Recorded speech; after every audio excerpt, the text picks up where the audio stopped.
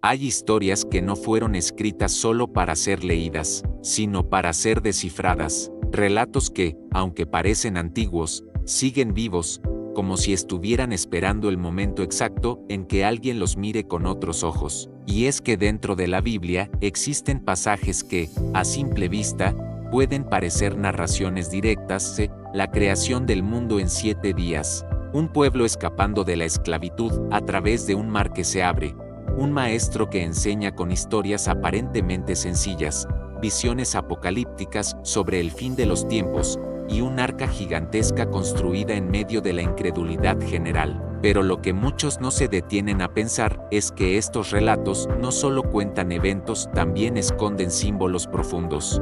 Porque cuando un texto ha sobrevivido miles de años, no es solo por tradición o por casualidad, es porque toca algo fundamental en la mente humana, algo que no depende del tiempo, ni de una época, ni de un lugar. Hay historias que funcionan como mapas invisibles, hablan de luz y oscuridad, de caminos largos y desiertos, de pruebas difíciles, de advertencias cruciales, de salvación, y lo hacen de una manera tan sutil que, si no prestas la atención adecuada, puedes pasar por encima de ellas sin darte cuenta de lo que realmente te están mostrando. Y por eso hoy vamos a entrar en 5 de los temas más poderosos y enigmáticos que se encuentran en las Escrituras. Temas que han sido discutidos durante siglos, interpretados de 1000 formas diferentes, y que todavía hoy despiertan preguntas difíciles y fascinantes. ¿Qué significa realmente crear desde cero? ¿Es solo un relato literal sobre el origen del universo o esconde un código sobre nuestro propio poder de transformación?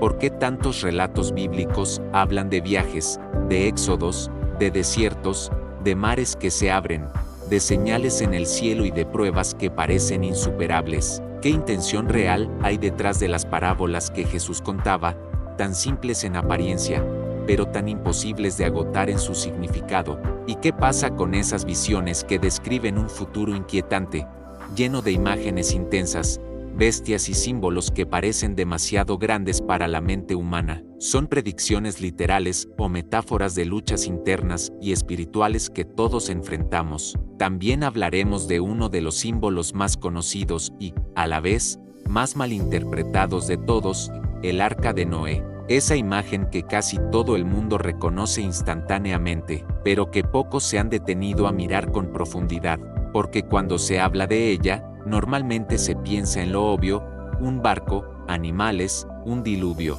pero rara vez se explora lo que realmente representa, lo que sugiere, lo que podría estar señalando más allá del simple relato de supervivencia. ¿Y si el arca fuera un símbolo de algo que debemos construir dentro de nosotros mismos? En esta serie no vamos a quedarnos en la superficie, no vamos a repetir las mismas interpretaciones de siempre, vamos a mirar estas historias como lo que realmente son, ¿no? Puertas. Algunas se abren hacia nuestro origen, otras hacia nuestro destino, pero todas, absolutamente todas, parecen estar conectadas por un mismo hilo invisible, y mientras avancemos juntos en este recorrido, vas a notar algo sorprendente, que estos temas antiguos no solo hablan de personajes de hace miles de años, hablan de ti y de mí, hablan de nuestros miedos, nuestras esperanzas, nuestras luchas y nuestra búsqueda de significado. Así que quédate, porque lo que viene no es solo un repaso bíblico, es un viaje, un recorrido por símbolos,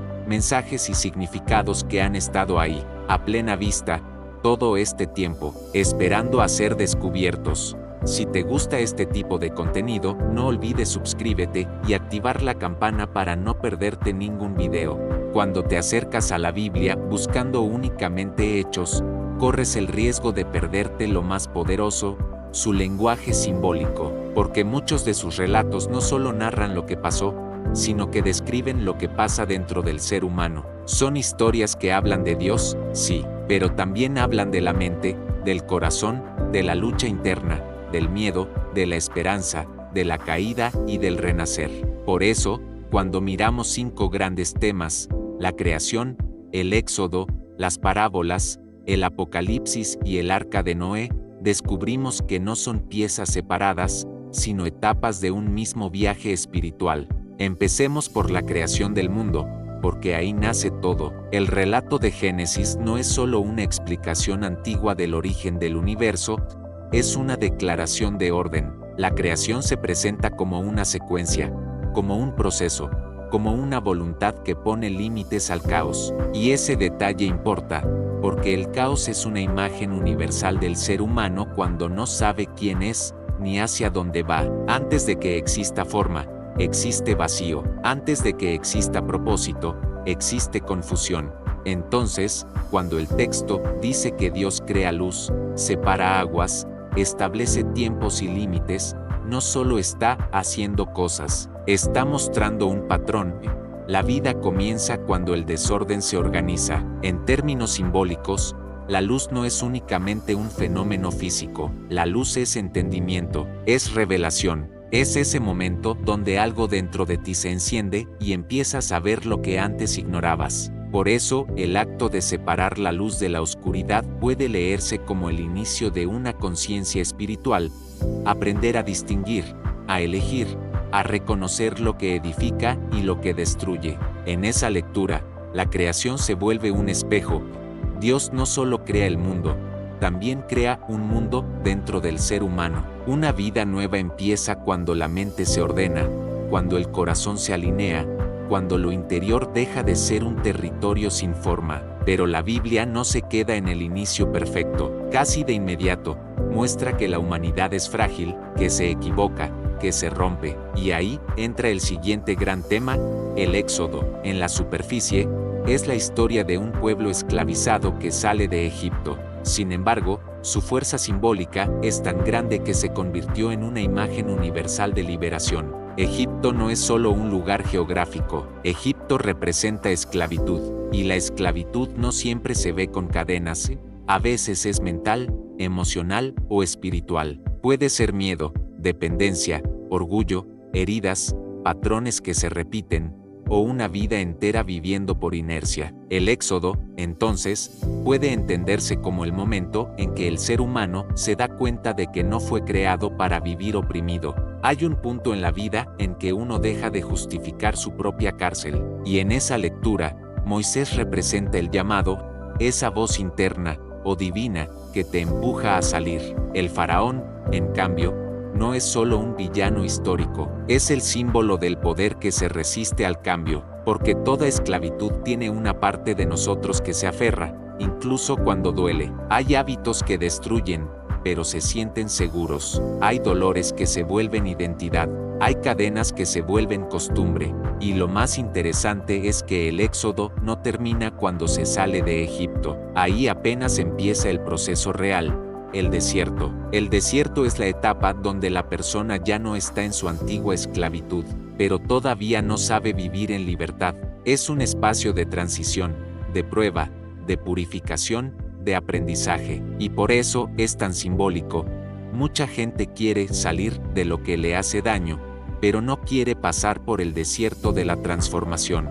El desierto te enfrenta contigo, te muestra lo que eres sin distracciones, te obliga a confiar y te enseña que no todo lo que se deja atrás se olvida rápido. Desde ahí, el relato bíblico da un giro hacia algo más íntimo, las parábolas de Jesús. Si la creación habla del orden, y el éxodo habla de liberación, las parábolas hablan de interpretación. Jesús enseñaba con historias cortas, sencillas, cotidianas, semillas, redes, ovejas, monedas, banquetes, y ese estilo no era casual. Las parábolas funcionan como puertas con clave. A una persona superficial le parecen cuentos simples, pero a quien tiene hambre espiritual, le abren una profundidad enorme. El valor de las parábolas es que no son un mensaje plano, son capas, y por eso se interpretan de muchas maneras sin agotarse. Una parábola puede hablar de moral, pero también de identidad. Puede hablar de conducta, pero también de intención. Puede hablar de Dios, pero también del corazón humano. Y lo más inquietante es que muchas parábolas no solo enseñan, sino que exponen, te revelan, te muestran dónde estás parado sin decir tu nombre, te obligan a preguntarte, ¿quién soy yo en esta historia? ¿Soy el que siembra? ¿Soy el que recibe? ¿Soy el que juzga? ¿Soy el que rechaza? ¿Soy el que se pierde? Además, hay algo muy importante. Jesús no hablaba para entretener. Sus parábolas eran un tipo de filtro espiritual. Quien escucha con orgullo, se queda afuera. Quien escucha con humildad, entra. Y ahí aparece un patrón que se repite en toda la Biblia. La verdad no siempre se impone, a veces se revela solo al que la busca. Por eso las parábolas tienen un poder que atraviesa siglos, porque no dependen de una época, dependen de la condición humana. Y si las parábolas son puertas sutiles, entonces el siguiente tema es una puerta inmensa y aterradora, el Apocalipsis. Mucha gente lo asocia solamente con el fin del mundo, con miedo, con castigo, con destrucción. Pero el Apocalipsis, antes que nada, es una palabra que significa revelación. Es decir, no es un libro para ocultar, sino para mostrar.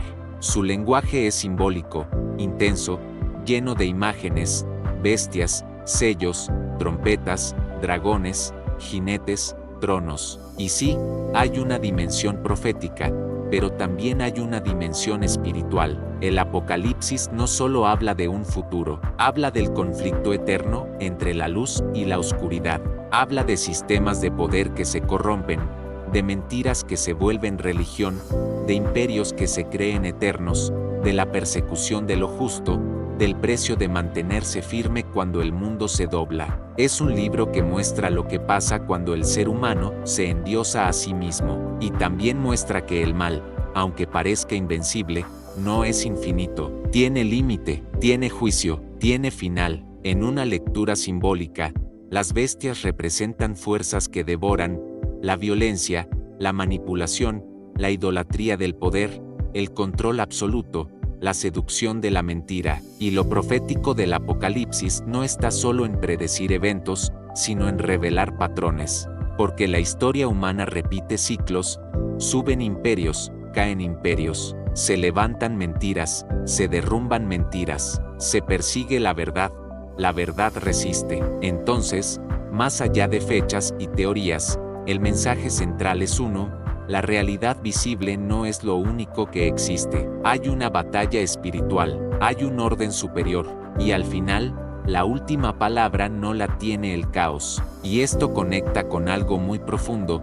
El Apocalipsis es el cierre de una gran historia, pero también es una advertencia. No todo lo que brilla es luz, no todo lo que promete seguridad es salvación, y muchas veces, lo que parece victoria del mal es solo su última arrogancia antes de caer. Finalmente llegamos a el Arca de Noé, uno de los símbolos más conocidos y al mismo tiempo más simplificados. Mucha gente lo recuerda como un barco con animales y un diluvio, pero su significado va más allá de la imagen infantil.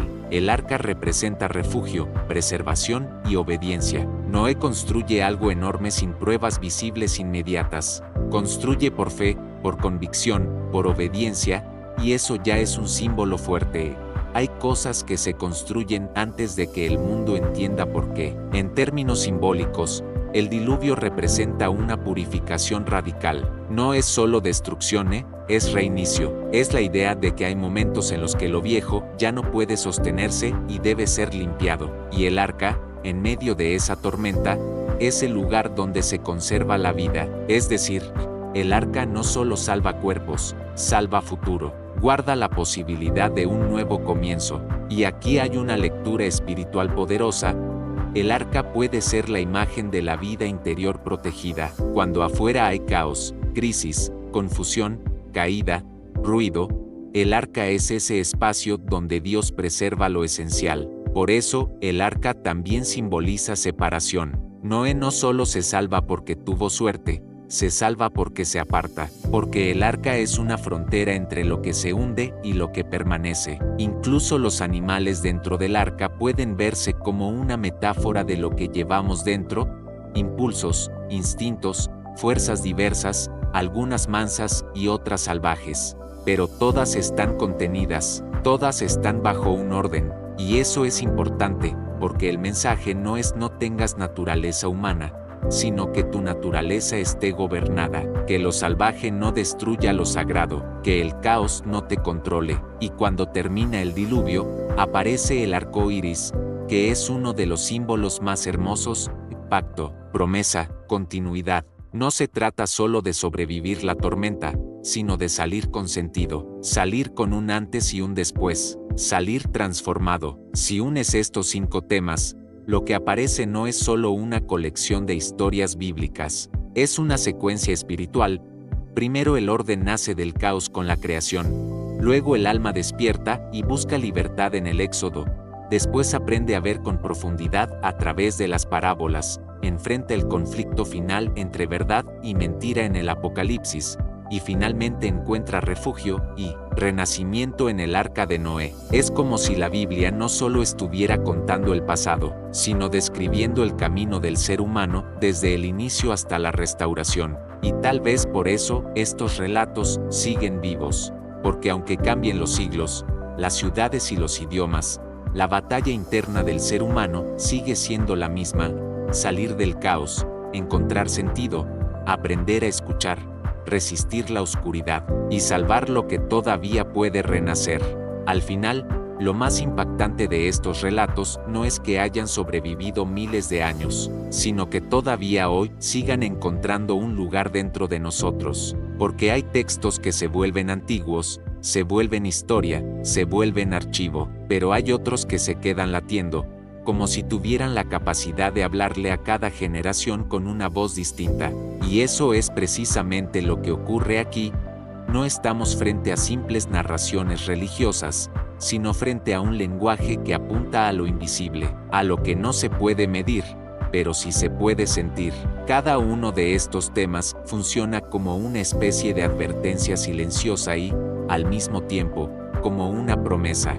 Nos recuerdan que la vida no se trata únicamente de lo que se ve, sino de lo que se construye por dentro, que lo verdaderamente decisivo no siempre ocurre en un escenario público, sino en ese lugar secreto donde una persona lucha consigo misma, toma decisiones, cambia de rumbo, se cae, se levanta, y aprende a distinguir entre lo que la destruye y lo que la transforma. Y en este recorrido, nos hemos dado cuenta de que estos temas no son solo curiosidades históricas, son lecciones vivas que siguen resonando. También dejan algo muy claro: no todo mensaje profundo llega de manera directa, a veces llega en símbolos, a veces llega en historias que parecen simples, pero que están diseñadas para quedarse dando vueltas en la mente hasta que un día, en el momento menos esperado, cobran sentido, como si esas palabras no fueran solo para entenderlas, sino para atravesarlas, como si no estuvieran hechas para que las mires desde afuera,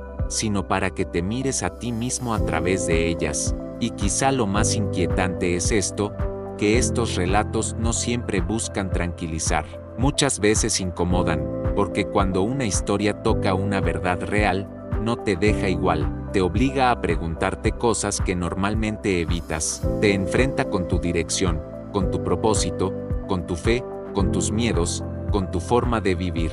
Y ahí es donde el texto deja de ser un relato antiguo y se convierte en una llamada, una invitación a despertar.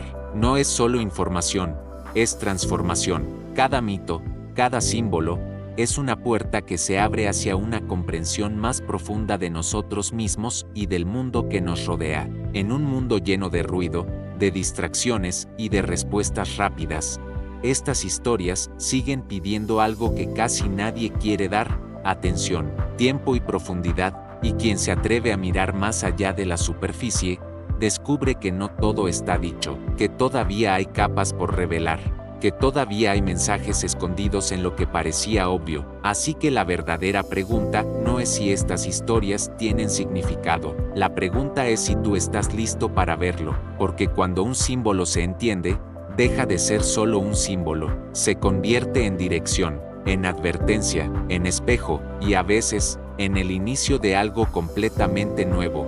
Estas narraciones nos invitan a pausar, a reflexionar, a ir más allá de la literalidad para conectar con la esencia. Es un ejercicio de introspección que el mundo moderno parece haber olvidado, pero que es más necesario que nunca. La sabiduría no grita, susurra, y solo la escuchan quienes están dispuestos a prestar atención. Y tal vez por eso, aunque el tiempo pase, aunque el mundo cambie, aunque las personas olviden, estas historias siguen ahí, esperando, no para que las repitas, sino para que las descifres. Cada uno de nosotros puede encontrar en ellas una pieza del rompecabezas de su propia vida. Estos mitos y revelaciones no son el final de un camino, sino el comienzo de una búsqueda personal. Nos desafían a no conformarnos con las respuestas fáciles, a cuestionar nuestras propias certezas y a explorar las profundidades de nuestra conciencia. Al final, estos relatos son un mapa, pero el viaje lo tiene que hacer cada uno. Son una herencia universal que nos recuerda que las preguntas más importantes de la existencia humana son las mismas hoy que hace miles de años. Y la respuesta, tal vez, siempre ha estado dentro de nosotros, esperando ser descubierta a través de estas antiguas palabras. Gracias por ver el video. Si te ha gustado, suscríbete y activa las notificaciones para no perderte los próximos videos. Hasta pronto.